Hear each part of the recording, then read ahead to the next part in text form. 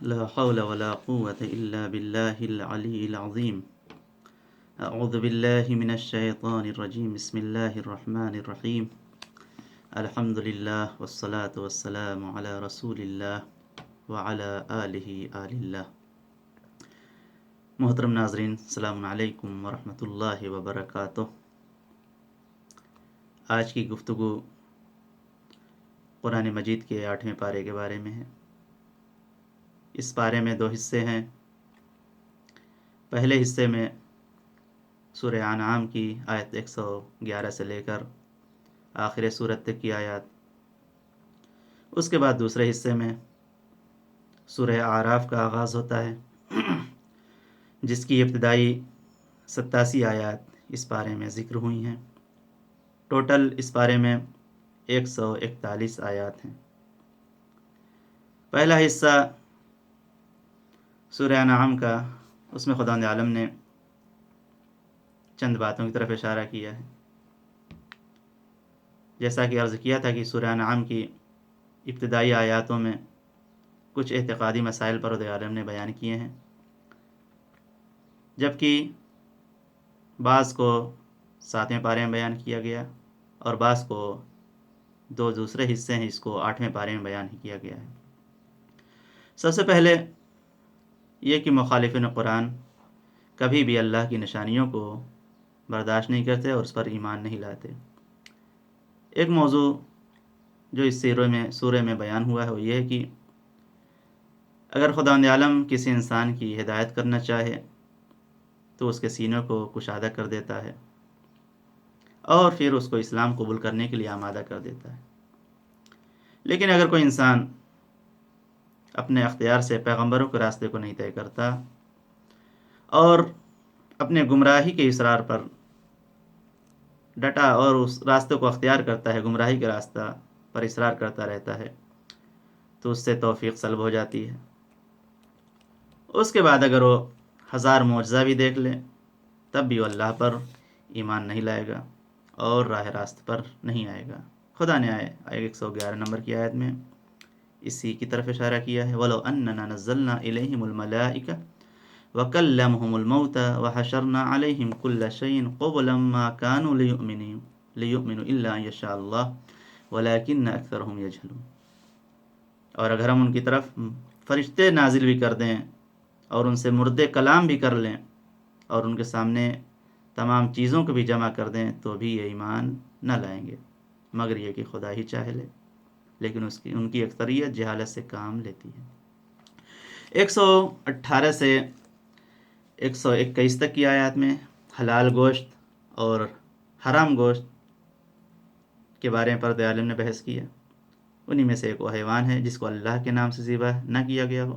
آیت نمبر 121 وَلَا تَأْكُلُوا مِمَّا لَمْ يُذْكَرِ اسْمُ اللَّهِ عَلَيْهِ وَإِنَّهُ لَفِسْقٌ. اور دیکھو جس پر نام خدا نہ لیا گیا اسے نہ کھانا کیونکہ یہ فسق ہے. آیت نمبر 124 میں خداوند عالم بیان کر رہا ہے کہ کون منصب رسالت کا حقدار ہے، کس کو رسول اور امام بنایا جائے. وَإِذَا جَاءَتْهُمْ آيَةٌ قَالُوا لَن نُؤْمِنَ حَتَّى نُؤْتَ مِثْلَ مَا أُوتِيَ رُسُلُ اللَّهِ اللَّهُ أَعْلَمُ حَيْثُ يَجْعَلُ رِسَالَتَهُ. اور جب ان کے پاس کوئی نشانی آتی ہے تو یہ کہتے ہیں کہ ہم اس وقت تک ایمان نہ لائیں گے جب تک ہمیں بھی ویسے ہی وحی نہ کی جائے جیسی رسولوں کو دی گئی تھی، جبکہ اللہ بہتر جانتا ہے کہ اپنی رسالت کو کہاں رکھے گا. یہ جملہ بہت مختصر ہے لیکن در حقیقت ایک عظیم مطلب، ایک حقیقت کی طرف اشارہ ہے جو اس بات کو واضح کر رہا ہے کہ رسالت اور امامت خداوند متعال کے ہاتھ میں ہے. اور جو افراد، جو مسلمان اس آیت سے آشنا تھے اور سمجھتے تھے، پوری تاریخ اور مختلف مقامات پر اس سے استفادہ انہوں نے کیا. ایک روایت جس کو حضرت عائشہ نے نقل کیا ہے آپ کی خدمت میں پیش کرتا ہوں. شام کا رہنے والا ایک شخص مدینے آیا، اپنی سواری پر سوار تھا. اس نے جیسے ہی ہمارے دوسرے امام حسن مجتبیٰ علیہ السلام کو دیکھا برا بھلا کہنا شروع کر دیا، لیکن امام نے اس کی بات کا کوئی جواب نہیں دیا. جب وہ شخص سب کچھ کہہ کر خاموش ہو گیا تو امام حسن علیہ السلام نے اس کو سلام کیا اور مسکرا کر فرمایا کہ میرے خیال سے تم اس شہر میں اجنبی معلوم ہوتے ہو، شاید تم نے مجھے کوئی اور شخص سمجھ لیا ہے۔ اگر تم کو کچھ بھی چاہیے تو میں تم کو دینے کے لیے تیار ہوں، اگر تم کو رہنمائی چاہیے تو میں تم کو ہدایت کرنے کے لیے تیار ہوں، اگر تمہاری کوئی حاجت ضرورت ہے تو میں اس کو پورا کرنے کے لیے تیار ہوں، اگر تم کو بھوک لگی ہے تو میں تم کو کھانا دیتا ہوں، اگر لباس چاہیے تو بھی دینے کے لیے تیار ہوں، اگر گھر چاہیے تو بھی دینے کے لیے تیار ہوں۔ جیسے ہی اس شام سے آنے والے نے امام کی ان باتوں کو سنا، رونے لگا اور فرمایا کہ میں گواہی دیتا ہوں کہ آپ ہی روح زمین پر خداوند عالم کے جانشین ہیں، اور خدا بہتر جانتا ہے کہ اپنی رسالت کے منصب کو کہاں قرار دے گا۔ اس کے بعد اس نے اسی آیت کی تلاوت فرمائی، واللہ اعلم حیث یجعل رسالتہ، خداوند عالم بہتر جانتا ہے کہ اپنی رسالت کو کہاں قرار دے گا۔ اس نے اس وقت کہا کہ ابھی تک آپ اور آپ کے بابا میرے نزدیک سب سے بڑے دشمن تھے، لیکن آپ نے جب ایسے اخلاق کا مظاہرہ کیا ہے تو اب میرے نزدیک مخلوقات خدا میں آپ سے زیادہ کوئی محبوب شخص نہیں ہے۔ اس کے بعد اس نے اپنے سامان کو اٹھایا، امام حسن مجتبیٰ کے گھر آیا اور آپ کا مہمان بنا، اور روایت میں ہے کہ جب آپ کے گھر سے رخصت ہوا تو محب اہل بیت بن کر رخصت ہوا۔ آیت نمبر 125 اسی سورہ میں، اسی پارے میں بیان ہوا ہے کہ اسلام قبول کرنے کی ایک شرط وہ ہے شرح صدر، یعنی اگر خداوند عالم کسی کی ہدایت چاہتا ہے تو اس کے سینے کو کشادہ کر دیتا ہے۔ فَمَن يُرِدِ اللَّهُ أَن يَهْدِيَهُ يَشْرَحْ صَدْرَهُ لِلْإِسْلَامِ، پس خدا جسے ہدایت دینا چاہتا ہے اس کے سینوں کو اسلام کے لیے کشادہ کر دیتا ہے، اور جس کو گمراہی میں چھوڑنا چاہتا ہے اس کے سینوں کو ایسا تنگ اور دشوار گزار بنا دیتا ہے جیسے آسمان کی طرف بلند ہو رہا ہو۔ وہ اسی طرح بے ایمانوں پر ان کی کثافت کو مسلط کرتا ہے۔ فخر رازی نے اپنے مسلک اور اعتقاد کی بنا پر یہ ثابت کرنا چاہا ہے کہ ہدایت اور ضلالت یعنی گمراہی دونوں کا ذمہ دار خدا ہے، وہی کسی کو ہدایت دیتا ہے اور کسی کو گمراہ کرتا ہے۔ حالانکہ آیت میں اس کا کوئی ذکر نہیں ہے، آیت میں صرف دونوں کی کیفیت کا ذکر ہوا ہے کہ ہدایت دینے میں دل کشادہ ہوتا ہے، گمراہی میں دل تنگ ہو جاتا ہے۔ اب ہدایت کہاں سے آتی ہے، ضلالت کا سرچشمہ کہاں ہے، یہ مسئلہ اس آیت میں نہیں چھڑا گیا ہے، اور نہ آیت کا اس سے کوئی تعلق ہے۔ یہ مسئلہ قرآن مجید میں بار بار بیان ہوا ہے کہ انسان اپنے اعمال کا خود ذمہ دار ہے۔ اس آیت کے ذیل میں ہمارے چھٹے امام سے ایک روایت ہے، بہت خوبصورت روایت، ان اللہ عز وجل اذا اراد بعبد خیرا نکت فی قلبہ نکتۃ بیضاء، جب خداوند عالم کسی انسان کی بھلائی چاہتا ہے، نیکی چاہتا ہے، تو ایک سفید اور نورانی نقطہ اس کے دل میں پیدا کر دیتا ہے، اور اس کے دل کی آنکھوں کو سننے کے قابل بنا دیتا ہے، اور ایک فرشتے کو اس کے اوپر معین کر دیتا ہے جو اس کی رہنمائی کرتا رہتا ہے۔ اور جب خداوند عالم کسی انسان کی برائی چاہتا ہے تو ایک سیاہ نقطہ اس کے دل میں پیدا کر دیتا ہے، اور جو اس کے دل کی آنکھوں کو بند کر دیتا ہے، اور پھر ایک شیطان کو اس کے اوپر مسلط کر دیتا ہے جو اسے گمراہ کرتا رہتا ہے۔ اس کے بعد امام علیہ السلام نے اسی آیت کی تلاوت فرمائی، فَمَن يُرِدِ اللَّهُ أَن يَهْدِيَهُ يَشْرَحْ صَدْرَهُ لِلْإِسْلَامِ۔ ایک روایت میں ہے کہ جب یہ آیت نازل ہوئی تو بعض لوگوں نے پیغمبر اسلام سے سوال کیا، یا رسول اللہ شرح صدر کے معنی کیا ہیں، دل کشادگی کا مطلب کیا ہے؟ تو حضرت نے جواب میں فرمایا، نور یقذفہ اللہ فی قلب المؤمن فینشرح صدرہ وینفسخ قالوا فهل لذلك امارہ یعرف بها فقال نعم۔ رسول نے فرمایا کہ ایک نور ہے کہ جو خدا مومن کے دل میں ڈال دیتا ہے اور پھر اس کے سینے کو اس کے ذریعے کشادہ کر دیتا ہے اور روشنی بخشتا ہے۔ لوگوں نے سوال کیا، آخر اس نور کی روشنی کی کوئی علامت ہے جس سے اس کو پہچانا جائے؟ حضرت نے فرمایا، یہاں جب یہ نور کسی کے دل میں آ جاتا ہے اور اس کے نتیجے میں اس کا ذہن کشادہ ہو جاتا ہے تو اس کی علامت یہ ہوتی ہے کہ وہ اس فانی دنیا کو چھوڑ کر کنارہ کش ہو کر اس ہمیشہ رہنے والی دنیا کی طرف متوجہ ہو جاتا ہے جہاں اسے ہمیشہ رہنا ہے۔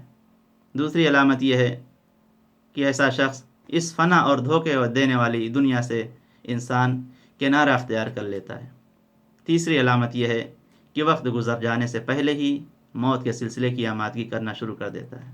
یہ شرح صدر کی 3 علامتیں جو رسول نے فرمائیں۔ پھر آیت 128 سے لے کے 135 تک کفار کی گمراہی کا بیان ہے۔ اب کفار چاہے وہ انسان ہوں چاہے جنات ہوں، ان کی گمراہی کی وجہ یہ ہے کہ انہوں نے انبیاء کی باتوں کو نہیں مانا اور ان کے حکم کی مخالفت کی اور شیطان کی پیروی کی، اتباع کیا، جیسا کہ ارشاد ہوتا ہے یا معاشر الجن والانس الم یأتکم رسل منکم یقصون علیکم آیاتی وینذرونکم لقاء یومکم ھذا قالوا شہدنا علی انفسنا۔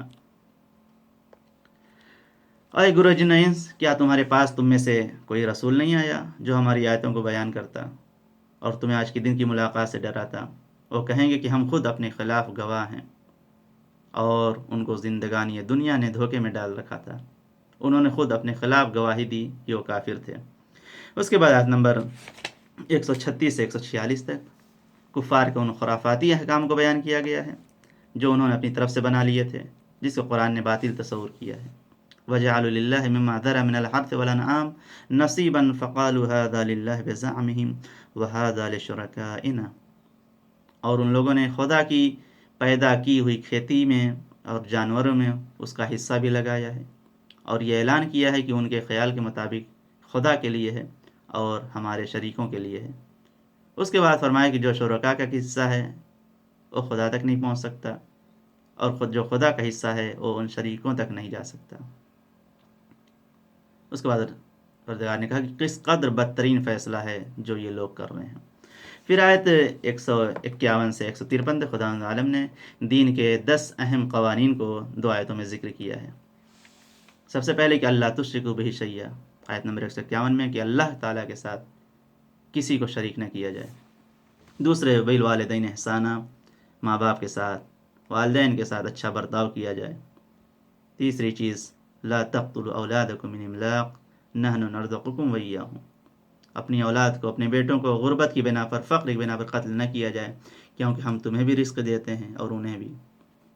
چوتھی چیز لا تقربوا الفواحش ما ظہر منها وما بطن، برائیوں سے اجتناب کیا جائے، دوری اختیار کریں چاہے وہ ظاہری ہوں یا باطنی۔ پانچویں چیز لا تقتلوا النفس التي حرم اللہ الا بالحق، ناحق کسی انسان کو قتل نہ کیا جائے۔ ان 5 چیزوں کے بعد تاکید کے طور پر خدا کرے کہ ذالکم وصاکم بہ لعلکم تعقلون، یہ وہ باتیں ہیں جن کی خدا نے نصیحت کی ہے تاکہ تمہیں عقل آ جائے۔ چھٹی چیز جس کی وصیت کی ہے، نصیحت کی ہے، لا تقربوا مال الیتیم الا باللتی ہی احسن، یتیموں کا مال نہ کھایا جائے۔ ساتویں چیز اوفوا الکیل والمیزان بالقسط، ناپ تول میں ہمیشہ انصاف سے کام لیا جائے۔ آٹھویں چیز وَإِذَا قُلْتُمْ فَعْدِلُوا وَلَوْ كَانَ ذَا قُرْبَى، بات کرتے وقت انصاف کو مد نظر رکھا جائے، چاہے اپنے اقربا کے خلاف ہی کیوں نہ ہو۔ نویں چیز بِعَہْدِ اللَّهِ أَوْفُوا، اللہ کے وعدے کو پورا کیا جائے۔ 10ویں چیز أَنَّ هَذَا صِرَاطِي مُسْتَقِيمًا فَاتَّبِعُوهُ وَلَا تَتَّبِعُوا السُّبُلَ فَتَفَرَّقَ بِكُمْ عَنْ سَبِيلِهِ، صراط مستقیم ہی کی اتباع کی جائے۔ ان سب کو بیان کرنے کے بعد خدا عالم نے فرمایا تاکید کے طور پر ذالکم وصاکم بہ لعلکم تعقلون، ذالکم وصاکم بہ لعلکم تذکرون، یہ وہ باتیں ہیں جن کی خدا نے تمہیں نصیحت کی، کیوں؟ تاکہ تم عبرت حاصل کر سکو، تمہیں بیان کیا تاکہ تم شاید متقی بن جاؤ، پرہیزگار بن جاؤ۔ سورہ انعام کی آخری آیت میں خدا عالم نے اپنی توحید کی طرف انسانوں کو متوجہ کیا ہے۔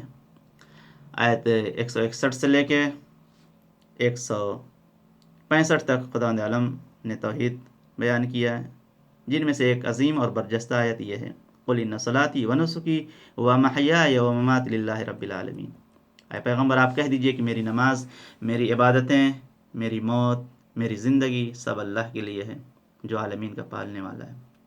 پیغمبر اکرم نے ایک مرتبہ جناب ابو ذر غفاری سے فرمایا یا ابا ذر لیکن لک فی کل شیء نیہ حتی فی النوم والاکل، اے ابو ذر جو کام بھی تم کرو، یہاں تک کہ جب تم سو یا کھانا کھاؤ تو اس میں بھی نیت ہونا چاہیے، یعنی ہر کام اللہ کے لیے اور اس کی خوشنودی کے لیے انسان کو انجام دینا چاہیے۔ سورہ انعام ختم ہونے کے بعد سورہ اعراف کا آغاز ہوتا ہے۔ یہ مکی سورہ ہے، لیکن اس کی 7 آیتیں آیت 163 سے لے کے 170 تک مدینے میں نازل ہوئیں، اور اس میں کل 206 آیتیں ہیں۔ سورہ انعام ختم ہونے کے بعد سورہ اعراف کا آغاز ہوا، لیکن اس کا اصلی میسج اور اس کا اصلی پیغام یہ ہے کہ اگر کوئی انسان اللہ کے حکم کی خلاف ورزی کرتا ہے تو اس کا نتیجہ برا ہونے والا ہے۔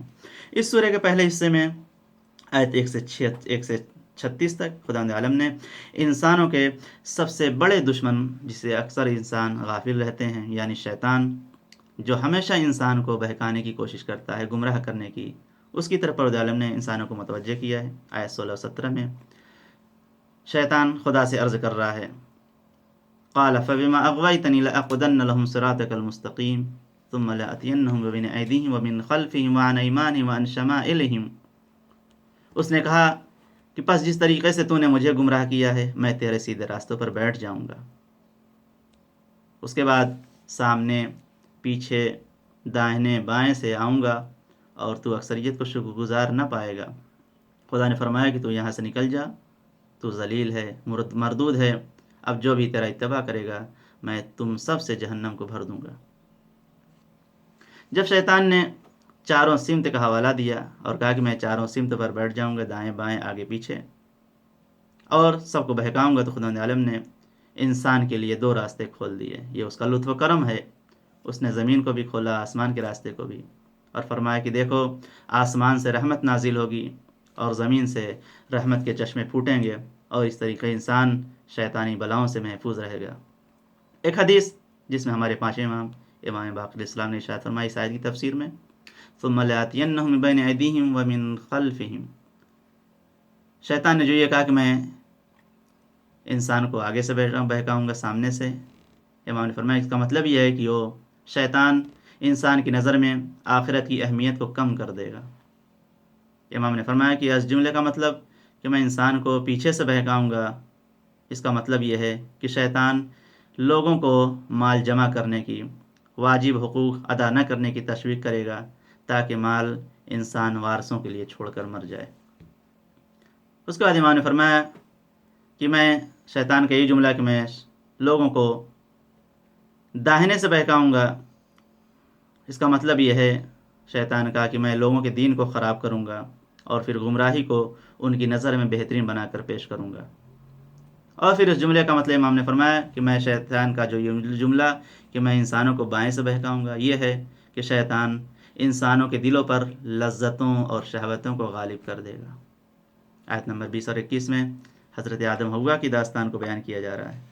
جب انہیں ابلیس نے وسوسہ کیا، فوسوس لهم الشیطان لیبدی لهما ما اوری عنهم من سوآتهما وقال ما نهاکما ربکما عن هذه الشجرة الا ان تکونا ملکین، پھر شیطان نے ان دونوں میں آدم حوا میں وسوسہ پیدا کیا جن سے شرم کے مقامات کو چھپا کر رکھا تھا وہ نمایاں ہو جائیں، اور کہنے لگا کہ تمہارے پروردگار نے تمہیں اس درخت سے صرف اس لیے روکا ہے کہ تم فرشتے ہو جاؤ یا تم ہمیشہ رہنے والے ہو جاؤ، اور پھر دونوں سے قسم کھائی کہ میں تمہیں نصیحت کرنے والا ہوں، یہاں تک کہ ابلیس نے اپنا کام کر دیا اور ان دونوں کو دھوکہ دے دیا، اور یہ پھر بیان کیا کہ شیطان تمہارا کھلا ہوا دشمن ہے۔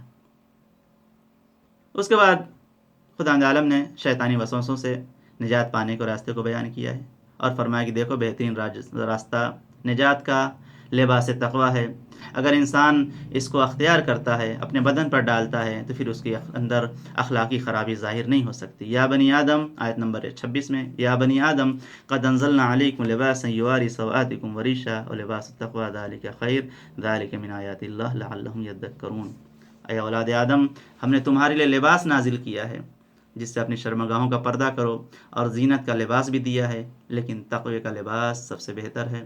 یہ بات آیات الہیہ میں ہے، شاید وہ لوگ عبرت حاصل کر سکیں۔ جناب آدم و حوا کا قصہ قرآن مجید میں پروردگار نے مختلف مقامات پر تفصیل کے ساتھ کیا ہے، لیکن اس کا مقصد عالم انسانیت کو پرانے واقعات سے باخبر رکھنا یا کہانیاں سنانا نہیں ہے، بلکہ اس کا مقصد صرف یہ ہے کہ آدم کی اولاد اس واقعات سے عبرت حاصل کرے، جیسا کہ خود آیات میں اشارہ کیا گیا ہے، اور پھر بار بار شیطان کو دشمن کے لفظ سے تعبیر کیا گیا ہے اور اولاد آدم کا دشمن بتایا گیا ہے، حالانکہ اس کی دشمنی براہ راست جناب آدم سے تھی، لیکن اس نے انتقام کا عہد کر لیا، لہٰذا پروردگار عالم نے بچنے کا راستہ بھی انسانوں کو بتایا کہ دیکھو تقوی الہی اختیار کرو۔ پھر آیت 38 سے لے کر 81 تک جنتی اور جہنمیوں کے مکالمہ اور ان کے درمیان گفتگو کو پروردگار عالم نے بیان کیا ہے، اور کافروں کے عذاب کا بہشتی نعمتوں سے مقابلہ کیا گیا ہے۔ اور یہ فرمایا کہ دیکھو جہنمی وہ ہوں گے جو ہمیشہ آپس میں لڑتے رہیں گے، جھگڑا کرتے رہیں گے، جیسا کہ ارشاد ہوتا ہے کلما دخلت امۃ لعنت اختها حتی اذا ادارکوا فیہا جمیعا۔ لیکن جہنمیوں کے برخلاف جنتی ہوں گے جو ہمیشہ پاکیزی قلب اور نیک نیتی کے ساتھ بغیر کسی جھگڑے کے اور بغیر کسی حسد کے آپس میں مل جل کر جنت میں زندگی بسر کریں گے، جیسا کہ ارشاد ہوتا ہے وَنَزَعْنَا مَا فِي صُدُورِهِم مِّن غِلٍّ تَجْرِي مِن تَحْتِهَا الْأَنْهَارُ، اور ہم نے جنتیوں کے سینوں سے ہر قسم کے کینے کو، حسد کو الگ کر دیا ہے، ان کے قدموں میں نہریں جاری ہوں گی۔ اہل جنت کی بہشتی کی یہی خصوصیت ہے کہ ان کے سینوں میں بغض و حسد کا گزر نہیں ہے، اور انہوں نے ہمیشہ دوسروں کا خیال رکھا ہے، اور اسی لیے پروردگار عالم نے انہیں جنت کا وارث بھی بنایا ہے۔ پھر آیت 44 میں جنتی اور جہنمیوں کے درمیان مکالمہ ہے۔ آیت 50 میں وہ باتیں ہیں جو جہنمی جنتیوں کو خطاب کر کے کہیں گے کہ مجھے ذرا ٹھنڈا پانی دو جو تمہیں رزق دیا گیا ہے، تو لوگ جواب دیں گے کہ ان چیزوں کو اللہ نے کافروں پر حرام قرار دیا ہے۔ اس کے بعد آیت 46 وعلی الاعراف رجال یعرفون کلا بسیماہم، اور اعراف پر کچھ لوگ ہوں گے جو سب کو ان کی نشانیوں سے پہچان لیں گے، اور اصحاب جنت کو آواز دیں گے تم پر ہمارا سلام۔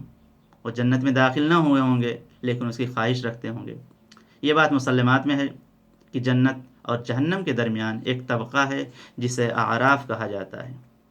اعراف یعنی بلند مقامات، عرف کی جمع ہے، اور اس میں وہ تمام افراد رکھے جائیں گے جو جنت اور جہنم کے مستحق نہ ہوں گے، چاہے ان کے نیک اور برے اعمال برابر ہوں یا وہ کسی وجہ سے جنت یا جہنم میں جانے کے قابل نہ ہوں، کیونکہ بہت سے افراد ایسے ہوں گے جن کے پاس نہ ایسی نیکیاں ہوں گی جن سے جنت میں جانے کے حقدار ہوں، اور نہ ایسی برائیاں ہوں گی جن کی بنا پر جہنم میں ڈالے جائیں۔